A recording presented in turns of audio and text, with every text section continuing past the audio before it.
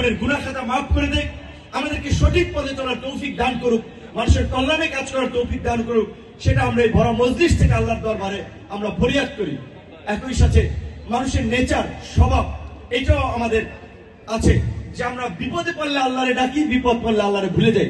ঠিক একই ভাবে বিপদে পড়লে, সংকটকালীন সময়ে আমরা যখন কোণঠাসা হই, সেটা বিভিন্ন রাজনৈতিক দল, তখন আমরা অন্য দলকে খুঁজি, ভাই আসেন আমরা একসাথে কাজ করি, নাহলে আমি এখন গর্তে পড়েছি, পরে আপনি মুক্তি পাবেন না। কিন্তু বিপদ উঠতে গেলে আমি মনে করি আমি সর্বেসর্বা।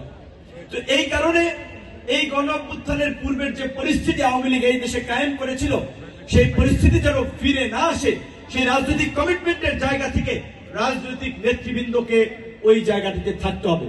রাজনৈতিক নেতৃবৃন্দ যদি ভুলে যান, এখন গণ অধিকার পরিষদের লোকেরা যদি মনে করে আমরা আন্দোলন সংগ্রাম করেছি, কাজে এই বাস স্ট্যান্ড, টেম্পো স্ট্যান্ড আমরা দখল করব, সরকারি জায়গা জমি আমরা দখল করব, অন্যান্য দল, আমি কারো নাম বললাম না, নিজের দলের নামটাই বললাম, অন্য দলের নাম বললে কষ্ট পাইতে পারি, আমরা যদি এই দখলদারি, চাঁদাবাজি, টেন্ডারবাজি, মানুষের উপরে জুলুম, নির্যাতন, হামতাম করি, মানুষ কিন্তু আমাদেরকে ছাড়বে না।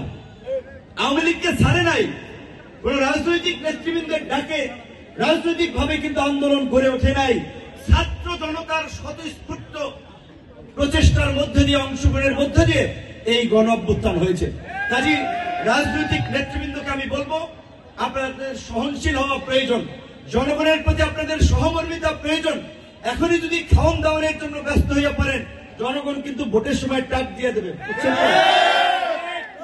আমি সরি, কেউ কষ্ট নেবেন না, আমি কোন দলের কথা, আমি আমার কথা বলছি যে আমার নেতৃবৃন্দ যদি ওইভাবে বলেন যে হ্যাঁ পটুয়াখালী 3 থেকে নির্বাচন হইবে, কিন্তু নেতৃবৃন্দ যদি এলাকায় উৎপাত শুরু করে দেন, অশান্তি নৈরাজ্য শুরু করে দেন, মামলা দিয়ে মানুষকে হয়রানি, মানুষের উপরে জুলুম করা, চাঁদাবাজি, হয়তো মানুষ আমারও ভোট দিবে না।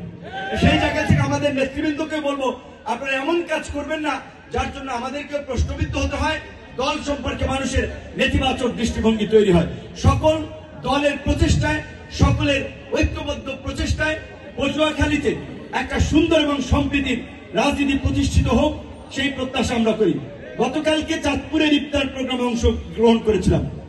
বিএনপি, জামাত, খেলাফত, ইসলামী আন্দোলন, প্রত্যেকটি রাজনৈতিক দল, গণ অধিকার পরিষদের পোলাপান যাদেরকে আপনারা বলেন, ওই পোলাপানের আয়োজনে একটা সুন্দর সুশৃঙ্খল বিশাল মাঠে প্রোগ্রাম করেছে, হাসান আলী মাঠে, সবাই মিলিত হয়েছে।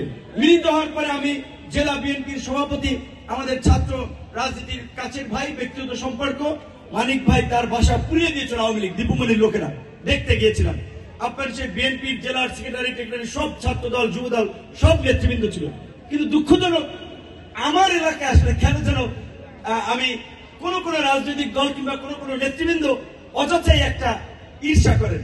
আমাদের নেতৃবৃন্দ তো দাওয়াত দেয়, কিন্তু অনেকে আসে না, যাই হোক, সেটা আমার কোনো আক্ষেপ নাই, কারণ আপনাদের সহযোগিতার সমর্থনে আমি এই পর্যন্ত আসি নাই, নেতা হই নাই।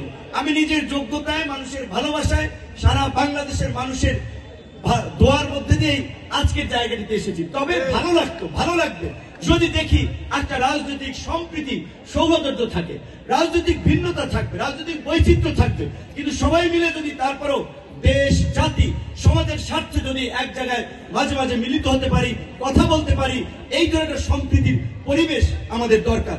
না হলে যে এখন প্রধান উপদেষ্টা সাংবাদিকদের সাথে বলছিল আওয়ামী লীগকে নিষিদ্ধ করার কোনো প্ল্যান নাই, রাজনৈতিক দলগুলো বক্তব্য দিচ্ছে, রাস্তায় নেমে পড়েছে, কিন্তু রাজনৈতিক বিভাজন যদি থাকে, রাজনীতির এই বিভাজনই আওয়ামী ফ্যাসিবাদকে আবার পুনর্বাসন করবে।